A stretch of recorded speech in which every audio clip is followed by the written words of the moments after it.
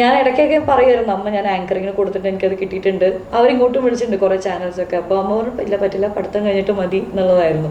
പക്ഷെ പിന്നീട് മനസ്സിലായി കുറച്ച് കൺസിഡറേറ്റ്, നമ്മളൊക്കെ ആ ഒരു സൊസൈറ്റിയിൽ നിന്ന് വരുന്ന ടീമായതുകൊണ്ട് അവർക്ക് വലിയ താല്പര്യം ഉണ്ടായിരുന്നു. ഒരു പേടിയോടുകൂടിയായി ഇൻഡസ്ട്രീനെ, കാരണം അറിയില്ല വാട്ട്സ് ഹാപ്പനിങ് ദയർ എന്നുള്ളത്, എന്താ അവർക്ക് മനസ്സിലാവില്ല, അതൊരു ഏലിയൻ പരിപാടിയാണ് ഇൻഡസ്ട്രി. അപ്പോൾ അതുകൊണ്ട് ഞാൻ ഇടയ്ക്ക് വെച്ച് വിട്ട കേസാണ്. നടിയാവാം എന്നുള്ളൊരു ആഗ്രഹം ഉണ്ടെന്നുള്ളൂ, പക്ഷെ എങ്ങനെ ആവും ഒരിക്കലും നടക്കാത്തൊരു സ്വപ്നം പോലെയായിരുന്നു എനിക്ക്. പിന്നീട് ഞാൻ ഡിഗ്രി കഴിഞ്ഞു, ജോലിക്ക് പോയി പി ജി ചെയ്യുമ്പോഴാണ് അവിടെ കുറേ കൂടി യൂണിവേഴ്സിറ്റിയിലാണ് ഞാൻ ചെയ്തത്, കൊച്ചിൻ യൂണിവേഴ്സിറ്റിയിലാണ് ഞാൻ ചെയ്തത്. അവിടെ കുറേ കൂടി നല്ല സുഹൃത്തുക്കൾ കണ്ടു. They were very supportive, very understanding people.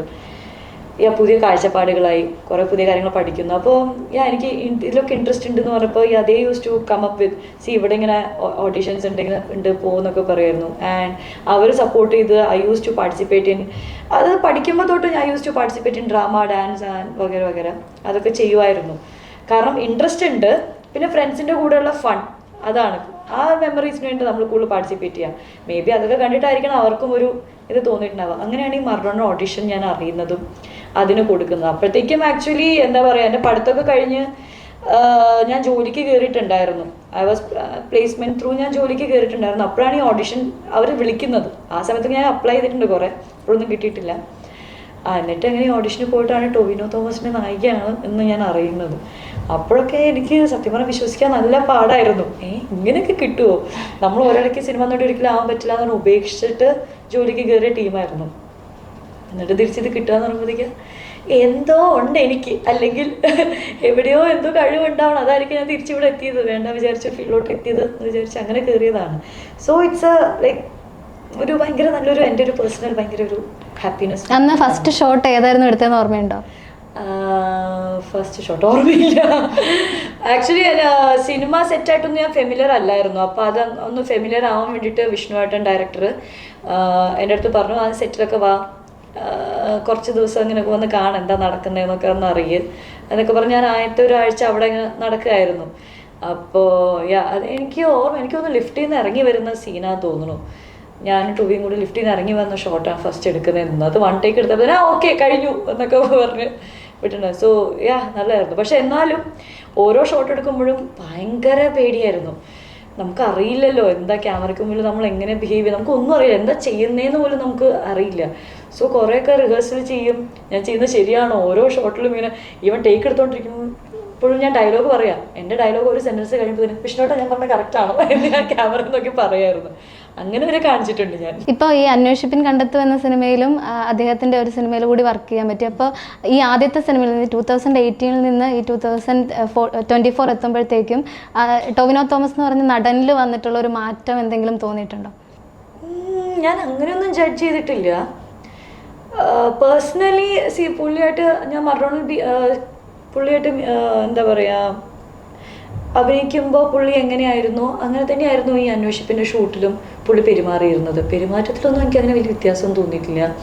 Career wise അത് ഹീസ് ഗ്രോയിങ് അക്കോർഡിംഗ്ലി, ലൈക്ക് എന്താ പറയുക, പുള്ളിക്കാരൻ്റെ വഴിയിലാണ് പുള്ളിക്കാരൻ വളരുന്നത്. ഗുഡ്.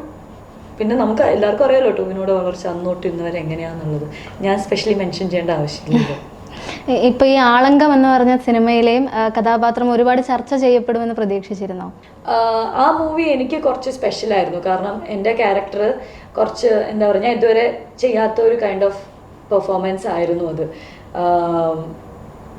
പക്ഷേ എനിക്ക് അതിപ്പോഴും OTT വന്നിട്ടില്ല, OTT റിലീസായിട്ടില്ല, അതിൻ്റെ എനിക്കൊരു വിഷമമുണ്ട്.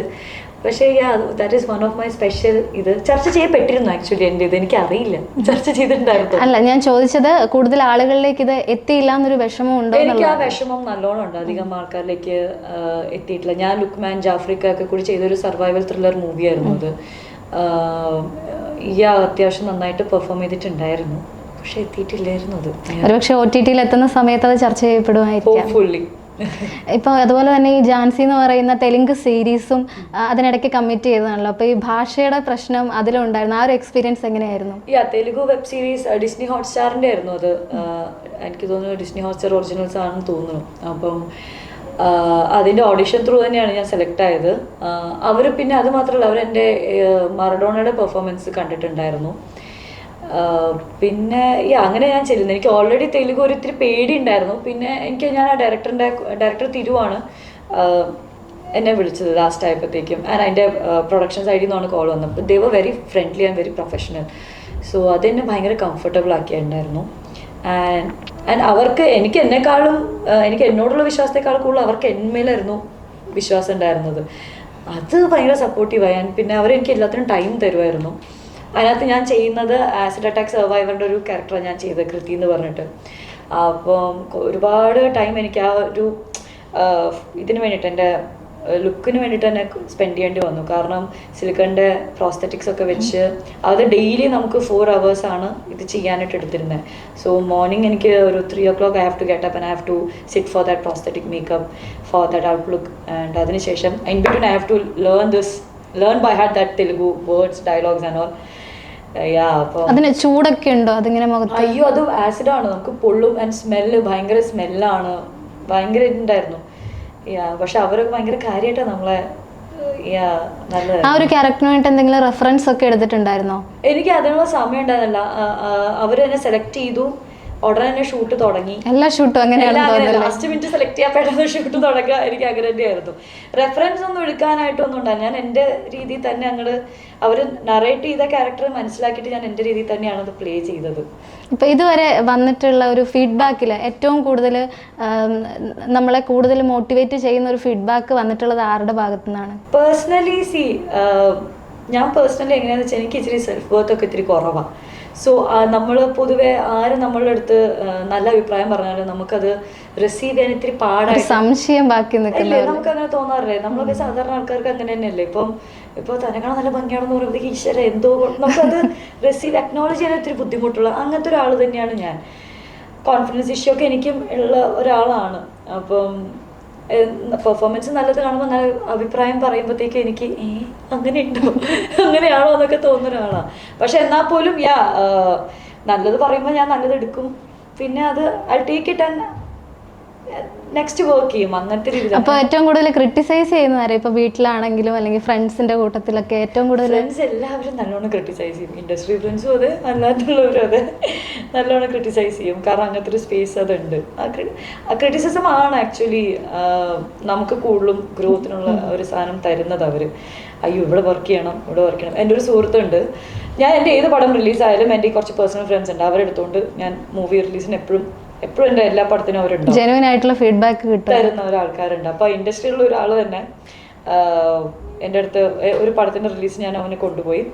ആത്മസുഹൃത്താണ്, വർഷങ്ങളോളമുള്ളതാണ്. അപ്പോൾ എല്ലാവരുടെയും കൂടെ പുള്ളി വന്ന് പടം കണ്ടിട്ട് ഒന്നും മിണ്ടാതെ നമ്മൾ അന്നൊക്കെ തിരിച്ചു പോയി. കുഴപ്പമില്ല, അടിപൊളിയാന്നൊക്കെ എല്ലാവരും പറഞ്ഞിട്ടങ്ങ് പോയി.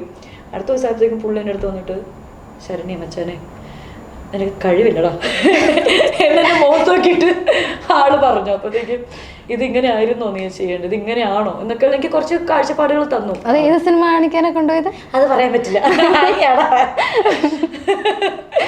അപ്പൊ ആളെന്റെ മുഖത്ത് നോക്കി അങ്ങനെ ഒരു അഭിപ്രായം പറഞ്ഞു. അപ്പൊ ഞാൻ ഓക്കെ എനിക്ക് കഴിവില്ലടാ എന്ന് പുള്ളി മുഖത്ത് നോക്കി പറഞ്ഞു. കഴിവില്ലാത്ത ആളുടെ മുഖത്ത് നോക്കി കഴിവില്ല എന്ന് പറയുന്നതാണല്ലോ ആത്മാർത്ഥ സുഹൃത്ത് എന്ന് നിവിൻ പോളി ഏത പടത്തിൽ പറഞ്ഞിട്ടുണ്ടല്ലോ. അതുപോലെ അവന്റെ ആത്മാർത്ഥത കാണിച്ചു. അവിടെ തൊട്ടാണ് ഞാൻ മനസ്സിലാക്കിയത് ശരിക്കും പറഞ്ഞാൽ എനിക്ക് കുറച്ചും കൂടി വർക്ക് ചെയ്യാനുണ്ട് എന്നുള്ളത്. അവിടെ തൊട്ടുള്ള ഒരു വർക്കിംഗ് ഞാൻ എനിക്ക് മേൽ ചെയ്ത I started working on myself, on behalf of like performance wise, acting wise. From there I realized that I need to unlearn many things, lot of things.